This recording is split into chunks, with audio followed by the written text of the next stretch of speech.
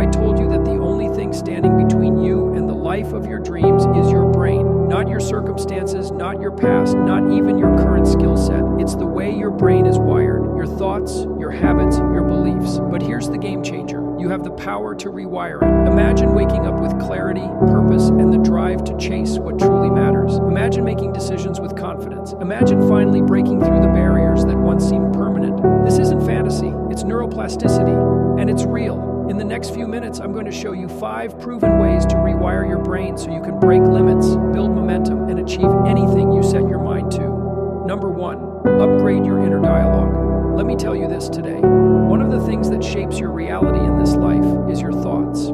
Every time you think something, your brain strengthens certain neural pathways. Negative self-talk hardwires self-doubt and fear. But the opposite is also true. Positive affirmations, intentional language, and empowering beliefs build confidence, creativity, and courage. Catch and challenge negative thoughts. Replace "I'm not good enough" with "I am growing stronger every day." Repeat empowering mantras. Speak to yourself like someone you love. What you say to yourself, you become. 2. Visualize success daily. Albert Einstein, though not Stoic, said, "Imagination is everything. It is the preview of life's coming attractions."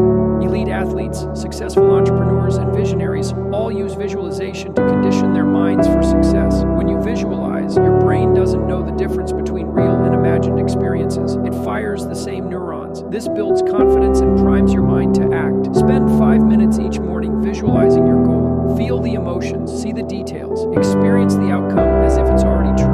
The more vivid the mental image, the more your brain believes it's possible. Number 3, embrace discomfort and take consistent action. Your brain craves comfort, but growth lives in discomfort. Each time you step into fear or uncertainty, you teach your brain a new pattern. Courage.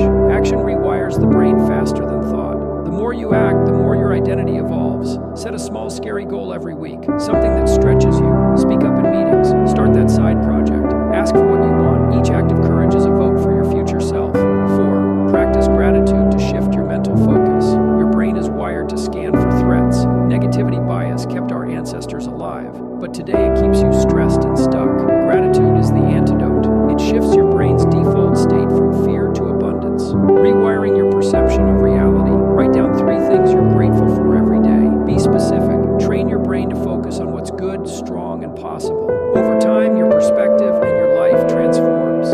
5. Surround yourself with growth-focused people. The people around you influence your neural patterns. Energy is contagious. You mirror habits, language, and beliefs. If you want to rewire your brain for success, you must immerse yourself in an environment that reflects your highest self. Audit your circle. Are they dreamers or doubters? Replace toxic influences with people who challenge you, uplift you, and embody the life you want. What you absorb, you become. Now remember this, rewiring your brain doesn't require perfection. It requires repetition, intention, and belief. So start now. Speak greatness. See success. Act boldly. Give thanks. Build wisely. What if you could train your mind to stay calm in chaos, to make better decisions under pressure, to silence overthinking, cut through mental noise, and see life with clarity, no matter what comes your way? This isn't a fantasy. It's a practice, and no one mastered it better than Marcus Aurelius. He ruled an empire. He faced betrayal, war, and plague, yet his mind remained unshaken. Why? Because he trained it like a warrior sharpens a blade through the timeless wisdom of Stoic philosophy. In this life-changing teaching, you'll learn how to think clearly like Marcus Aurelius, not just to feel better, but to live better and become unshakable. Number 1, clarity begins with awareness. The first step to thinking clearly is realizing how clouded your mind can be. We are often trapped in emotional bias, letting fear, anger, or excitement drive decisions. Mental clutter like overthinking, multitasking, distractions, ego, and assumptions, believing we're right without evidence, cognitive laziness, defaulting to shortcuts and habits. Carl Jung, though not Stoic, once said, "Until you make the unconscious conscious, it will direct your life and you will call it fate." To think clearly, you must pause and observe. Become aware of your thoughts as they arise. Step back, question them. Where is this thought coming from? Is it true? Is it helpful? Number 2, control your inputs to improve your thoughts. Your mind is not a vacuum. What you consume, news, social media, conversations, books, even background noise, shapes the way you think. You can't expect clarity if you're constantly feeding your brain with sensationalist media.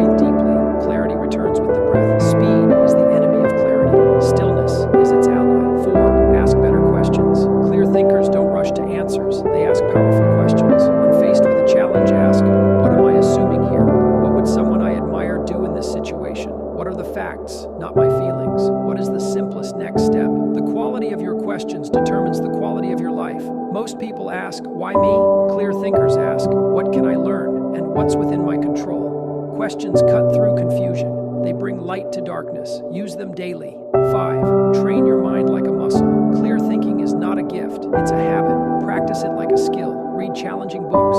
Engage in deep, meaningful conversations. Reflect on your mistakes and learn from them. Debate yourself. Play devil's advocate. Think of your mind like a sword. Left unused, it rusts. Sharpen it through intentional use. Push it beyond comfort. Build mental endurance.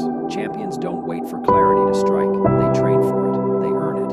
They talk behind your back, smile in your face with knives behind their teeth. They try to shake your peace, not because you're weak, but because they are. They mistake your calm for surrender. They think silence is submission, but they don't understand one truth. Stillness isn't weakness, it's control. And when your enemies throw stones at your calm, they don't break it, they reveal it.